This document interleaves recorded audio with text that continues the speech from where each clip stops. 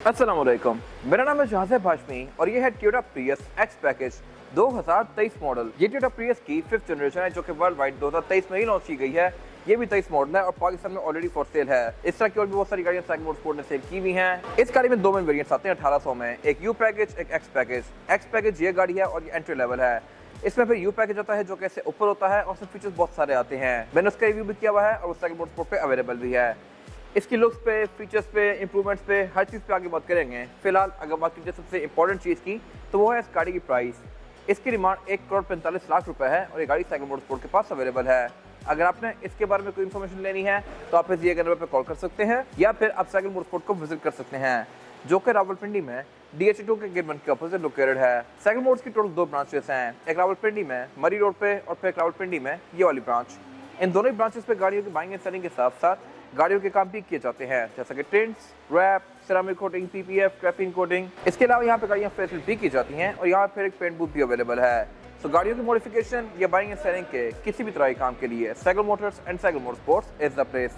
Overall, it's a great Prius and today I'm going to review it. Let's start with the exterior of this car.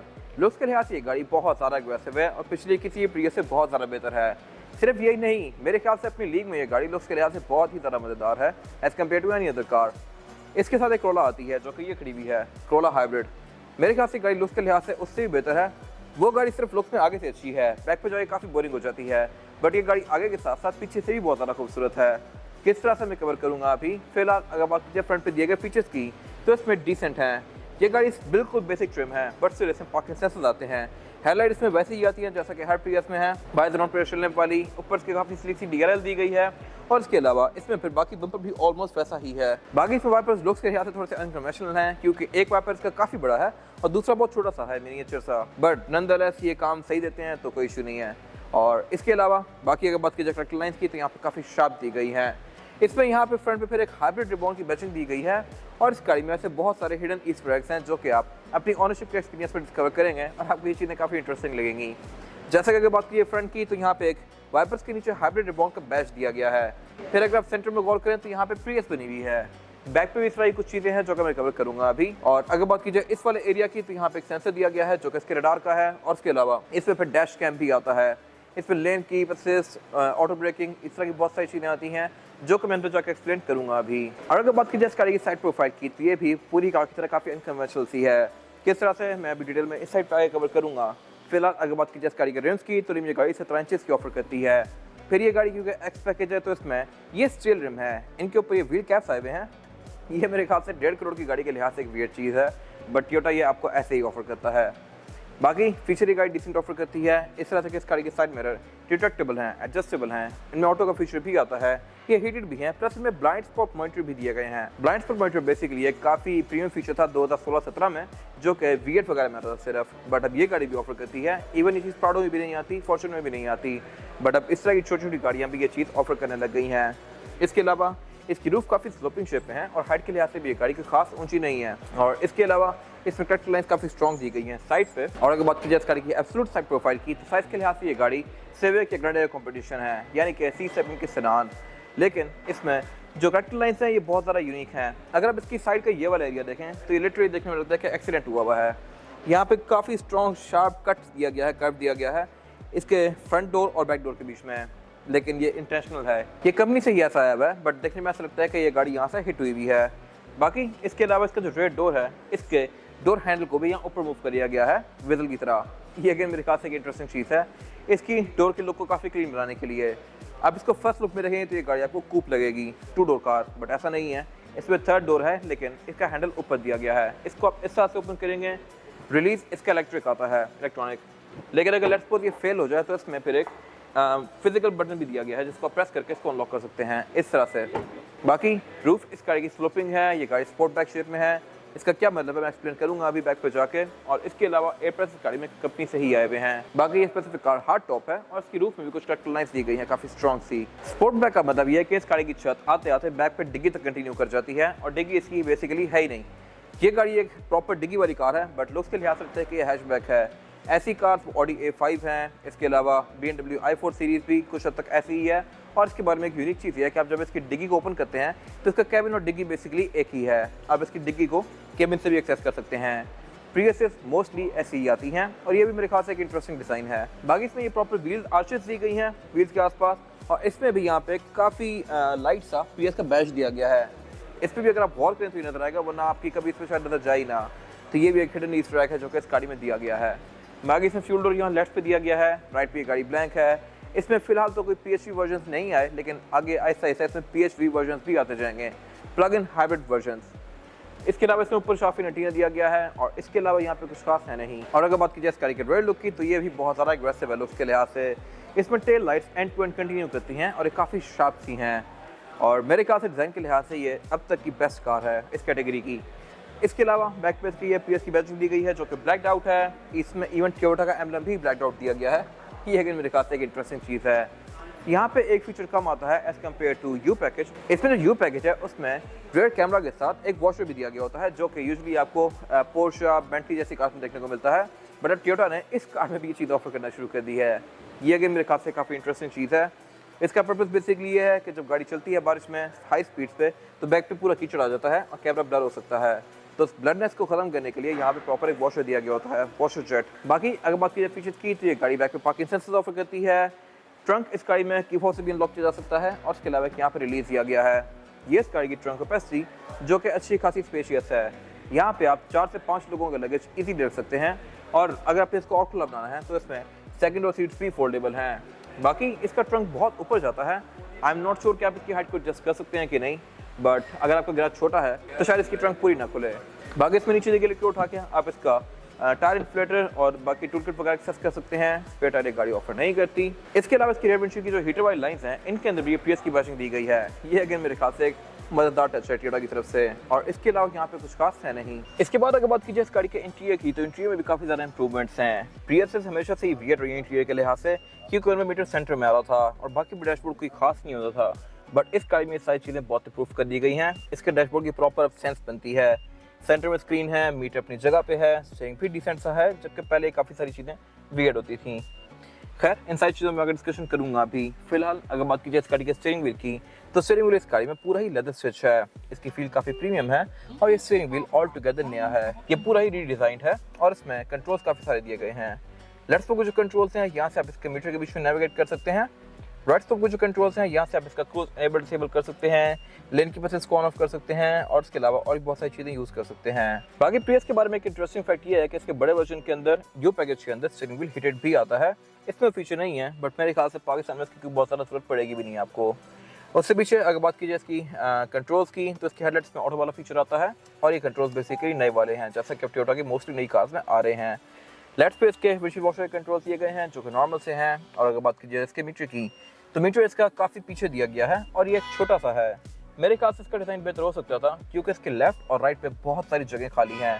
Centre में एक बिल्कुल boxy screen दी गई है, like 5 या 6 inch की, और उसके लेफ्ट राइट पे मेरे ख्याल से जितनी चेक लाइट्स की जगह छोड़ी हुई हैं, अगर स्क्रीन यहाँ से कंटिन्यू करती तो बहुत बेहतर लगती। और डिज़ाइन के लिहाज से मेरे ख्याल से थोड़ी सी वियर्ड इस तरह से है कि बीच में मेरे ख्याल से जितना एरिया छोड़ा हुआ है, यहाँ भी कुछ देना चाहिए था। और उसके अलावा अगर मैं स्टीयरिंग व्हील अपने हिसाब से एडजस्ट करता हूँ, तो ये बिल्कुल मेरी लाइन ऑफ साइट में आ जाता है। अब मीटर मेरे लिए बेसिकली स्टीयरिंग के पीछे छुप गया है, तो मुझे अगर मीटर देखना है तो मैं यूं करके देखूंगा, या मैं इसको थोड़ा सा लेफ्ट राइट से देखूंगा। अब मुझे मीटर नज़र नहीं आ रहा, तो ये मेरे ख्याल से इस गाड़ी का डिज़ाइन फ्लॉ है और ये बेहतर हो सकता था। खैर एनीवेज, बाकी अगर बात की जाए इसके मीटर के आगे वाले एरिया की, तो ये भी काफ़ी एग्रेसिव सा दिया गया है। यहाँ पे कोई एम्बिएंट लाइटिंग वगैरह नहीं आती, लेकिन जगह ऐसी दी गई है जहाँ पे आप एम्बिएंट लाइटिंग खुद भी लेके इंस्टॉल कर सकते हैं। यू पैकेज में आती हैं, एक्स में नहीं आती। और उससे पीछे फिर इसका डैशबोर्ड दिया गया है जो कि काफ़ी पीछे तक जा रहा है। डैशबोर्ड के कॉर्नर्स पे इसके स्पीकर्स दिए गए हैं। और अगर बात की जाए इसके सेंटर की, तो यहाँ पे इसकी मल्टीमीडिया स्क्रीन इंस्टॉल्ड है जो कि फ्लोटिंग शेप में है, यानी कि डैशबोर्ड से ऊपर निकली हुई है। मीटर की तरह यहाँ भी बहुत सारा एरिया खाली छोड़ा गया है। मेरे ख्याल से ये बेहतर हो सकती थी कि अगर इसमें स्क्रीन H2 जाती, बट ऐसा है नहीं। बाकी ये क्योंकि इंग्लिश में है तो इसका यूज़ करना कोई खास मुश्किल नहीं है। इसमें नेविगेशन, ब्लूटूथ, USB ऑफ, इस तरह की सारी चीज़ें दी गई हैं। और उसके अलावा फिर नीचे इसमें एयर वेंट्स दिए गए हैं और साथ पुश स्टार्ट दिया गया है। पुश स्टार्ट भी अब मोस्टली नई कार्स के अंदर यहाँ पे आ रहा है। उससे जो क्लाइमेट कंट्रोल दिया गया है, क्लाइमेट कंट्रोल गाड़ी सिंगल जोन ही ऑफर करती है और उसका डिस्प्ले भी क्वालिटी के लिहाज से काफ़ी अच्छा है। इसके ऊपर वाला एरिया सारा सिल्वर कलर का है, यहाँ पे कोई एम्बिएंट लाइटिंग नहीं है। यू पैकेज में यहाँ भी एम्बिएंट लाइट आती है। फिर नीचे यहाँ पे सी टाइप का पोर्ट दिया गया है और आउटलेट दिया गया है। एक यहाँ पे ट्रे दी गई है जहाँ पे आप सामान रख सकते हैं। इसको उठाकर आप एक हिडन कंपार्टमेंट भी एक्सेस कर सकते हैं और इस कंपार्टमेंट के अंदर लिखा भी हुआ है कि हिडन कंपार्टमेंट। ये अगेन मेरे ख्याल से एक इंटरेस्टिंग चीज़ है। बाकी से भी दो कप होल्डर्स दिए गए हैं, गियर सेलेक्टर दिया गया है जो कि मोस्टली प्रियस के अंदर इलेक्ट्रिक आता है। इसको मैं गियर्स में इस तरह से स्विच करूँगा लाइक दिस। और इसके अलावा फिर पीछे ड्राइव मोड सेलेक्टर दिया गया है। ड्राइव मोड की गाड़ी टोटल 3 ऑफर करती है, इको, फॉरवर्ड और नॉर्मल। उस तरह की पार्किंग ब्रेक दी गई है जो कि इलेक्ट्रॉनिक है। यहाँ पर एक होल्ड भी आता है। ईवी मोड में आप इस गाड़ी को यहीं से ही कर सकते हैं और सब ट्रैक्शन कंट्रोल दिया गया है। और इसके अलावा फिर एक यहाँ पे साइड ट्रे दी गई है और इसके अंदर भी लिखा हुआ है कि #side tray, nice attention to detail. फिर इसके अलावा यहाँ पे इसका सेंटर कंसोल दिया गया है जो कि फिक्स ही है। इसको ओपन करके मैं एक यहाँ पे कंपार्टमेंट एक्सेस कर सकता हूँ जो कि कोई बहुत ज़्यादा स्पेशियस नहीं है। यहाँ पर आराम से आप अपना वॉलेट या कोई ब्रश वगैरह रख सकते हैं, लेकिन इससे ज़्यादा कुछ यहाँ पे नहीं आएगा। बहुत सारी गाड़ियों में इससे खुले आते हैं। इसके अलावा फिर यहाँ पे 2 C2C आउटलेट दिए गए हैं। ये सेंटर कंसोल लेदर की फिनिश में है। और अगर बात की जाए इसकी सीट्स की तो ये सारे ही फैब्रिक की फिनिश में है। यू पैकेज में लेदर में आती हैं, इसमें फैब्रिक में दी गई हैं। पाकिस्तान के लिहाज से मेरे ख्याल से फैब्रिक ज़्यादा सूटेबल है और यू पैकेज प्राइस के लिहाज से इससे अच्छा खासा महंगा होता है। बाकी सीट्स इसकी मैनुअली एडजस्टेबल हैं, इनको मैनुअली आगे पीछे करेंगे लाइक दिस। और अगर बात की जाए इसके डोर्स की तो इनमें लेदर दिया गया है। डोर पैनल्स गाड़ी के अच्छे खासे मैसिव हैं। और इसके अलावा विंडोज गाड़ी में चारों ही सिंगल टैप वाली आती हैं, यानी कि इनको मैं सिंगल टैप से फुली रोल डाउन या रोल अप कर सकता हूँ इस तरह से। फिर इसके अलावा इसके सारे मेरे भी ट्रैक्टेबल हैं, इनको मैं गाड़ी के अंदर बैठ के फोल्ड और अनफोल्ड कर सकता हूँ लाइक दिस। हेडलाइट में इसके ऑटो लाइटिंग वाला फीचर आता है। और अगर बात की जाए एंटी मिरर की तो इसमें ड्राइवर और पैसेंजर दोनों के लिए दिए गए हैं विद अ लाइट जो कि ऑटोमेटिकली ऑन होती है इस तरह से। फिर इसके अलावा ऊपर यहाँ पर माइक्रोफोन्स दिए गए हैं, केबल लाइट्स दी गई हैं जो कि टच के साथ ऑन होती हैं इस तरह से। ये अगेन मेरे ख्याल से एक इंटरेस्टिंग चीज़ है और इसकी लुक भी काफ़ी इंटरेस्टिंग सी है। रियर व्यू मिरर इसमें नॉर्मल सा दिया गया है और रूफ इसमें हार्ड टॉप आती है। और इसके अलावा यहाँ पे कुछ खास है नहीं। और अगर बात की जाए इस गाड़ी में रेयर पैसेंजर सीटिंग कैपेसिटी की तो ये बैक पे स्पेशियस है। मेरे पास लेगरूम का यहाँ पे बिल्कुल भी कोई इशू नहीं है और हेडरूम का भी। चौड़ाई के लिहाज से भी गाड़ी डिसेंट है, यहाँ पे आराम से 2 से 3 लोग बैठ सकते हैं और इसमें फ्लोर बेड भी ऑलमोस्ट फ्लैट आता है, तो यहाँ पे पावर रखने में भी इशू नहीं होने वाला थर्ड पैसेंजर को। बाकी रेयर पैसेंजर के लिए भी यहाँ पे पावर आउटलेट दिया गया है। पावर आउटलेट इस गाड़ी में दबा के दिए हुए हैं। बाकी इसके अलावा रेयर पैसेंजर्स के लिए एक पॉकेट दी गई है लेफ्ट पे। और इसके अलावा सेंटर में इसमें भी सेंटर कंसोल वगैरह नहीं आता। रेयर बेंचेस के फोल्डेबल हैं। ये गाड़ी सीट बेल्ट और इसके पोर्ट्स ऑफर करती है। रेयर विंडोज की सिंगल टैप वाली हैं और इसके अलावा यहाँ पे कुछ खास है नहीं। इसके बाद अगर बात की जाए इस गाड़ी के इंजन की तो इंजन इस गाड़ी में 2 मेन ऑफर होते हैं, 1800 सीसी और 2000 सीसी। ये दोनों ही इंजन हाइब्रिड हैं। प्रियस अपने हाइब्रिड के लिहाज से ही बहुत ज़्यादा फेमस है। 1800 सीसी में 2 मेन वेरिएंट्स आते हैं, Prius X and Prius U. ये गाड़ी एक्स पैकेज है और बेसिक है। यू इसमें top of the line version आता है, उसमें क्या चीज़ें एक्स्ट्रा है मैं कवर कर चुका हूँ, बट अंडर द हुड ये गाड़ियाँ ऑलमोस्ट सेम ही हैं। अगर बात की जाए स्पेसिफिक इंजन की तो ये इंजन 2ZR-FXE है जो कि बेसिकली लेटेस्ट टेक्नोलॉजी है, 1800 सीसी है और हाइब्रिड के साथ मिलकर ये इंजन तकरीबन 138 हॉर्स पावर प्रोड्यूस करता है कंबाइंड, जो कि सफिशिएंट इस बॉडी साइज के लिहाज से और इस कैटेगरी के लिहाज से भी डिसेंट है।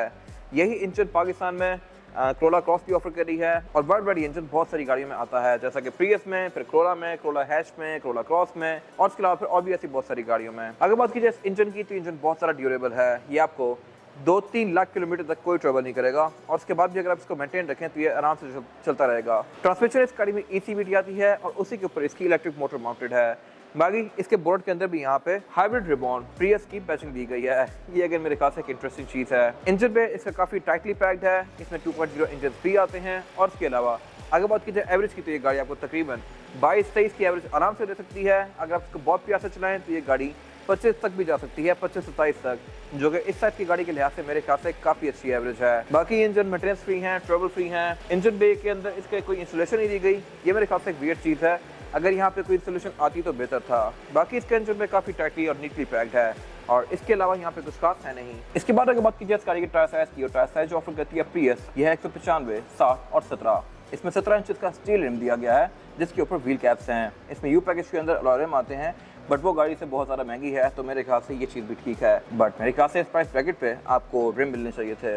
रिम अब इस गाड़ी में 17 इंच का है जो कि पहले किसी प्रियस में नहीं आ रहा था। और इसके अलावा ये गाड़ी ऑलरेडी डिस्प्ले ऑफर करती है। इसमें ABS, ट्रैक्शन कंट्रोल वगैरह भी आते हैं जो कि इस गाड़ी को बेहतर बनाते हैं। और इसके अलावा यहाँ पे कुछ खास है नहीं। ये था आज का रिव्यू। अगर आपको ये रिव्यू पसंद आया है तो इसको लाइक कीजिए, मेरे चैनल को सब्सक्राइब कीजिए और अगर आपके पास कार से रिलेटेड कोई भी राय है तो उसको कमेंट सेक्शन में शेयर जरूर कीजिएगा, ताकि वो लोग जो ये गाड़ी लेने वाले हैं वो आपकी राय से फ़ायदा उठा सकें। अपना ख्याल रखिएगा। Thank you.